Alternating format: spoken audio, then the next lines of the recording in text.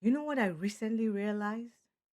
I realized that a lot of professional women think that being professional means they're unaffected or being unaffected.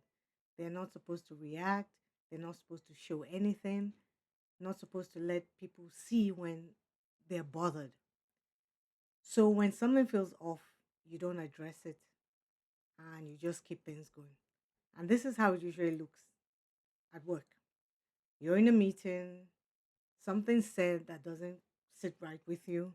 You clock it because you're a high achiever, you're a professional, you're at the top of your game, but you say nothing. And then later, someone crosses the line just enough so that you notice.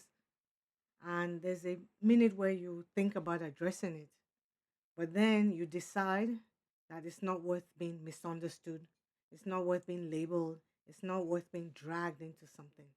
It's worth it to just be professional. So what do? You just keep it moving, basically.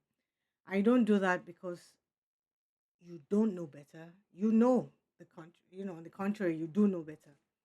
You do it because you know exactly what it costs to speak out.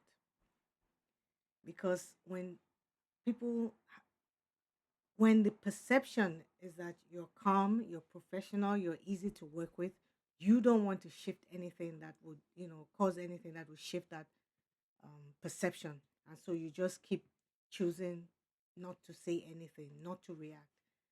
And here's what rarely gets said: being professional and being unaffected are not the same thing. One is how you behave, and the other is what you're trained to suppress. So when you keep choosing composure rather than being honest, something gives, and that is typically your voice. Your voice changes, and you start to answer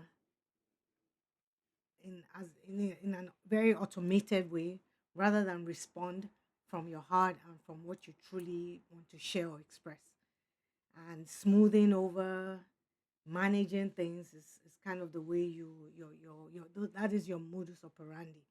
So instead of engaging in a way that is authentic, where you're sharing, there's something, there's an action, you respond, your response is more like managing the what's going on the situation.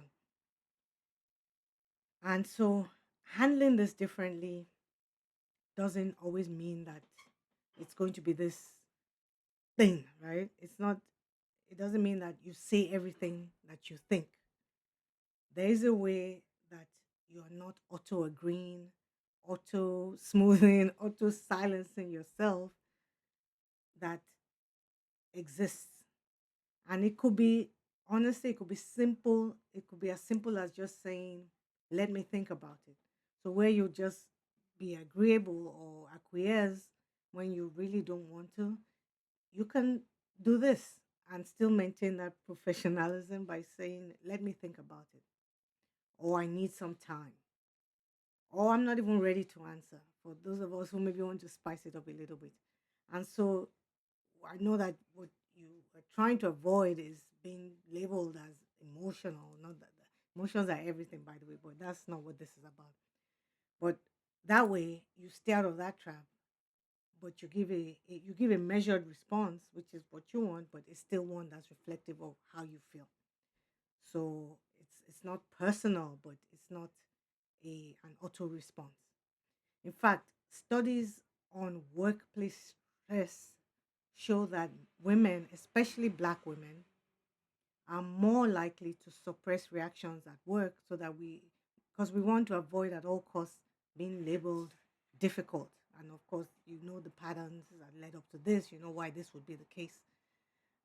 So it shows that suppression in the workplace shows up much later, also for some even sooner rather than later, as fatigue, extreme fatigue, as overwhelm, voice strain, chronic physical tension. So most people won't notice this for you because this is something that is more internal. I mean, you know you're tired more than the people on the outside know you're tired. Because outside you're likely still going through the motions and doing the things. So, what I want to share with you though, it's not about becoming less professional. You can maintain a level of professionalism if that's, the way you want to be. It's more about you deciding that you're not going to be unaffected, because being unaffected costs you a lot, costs you your health.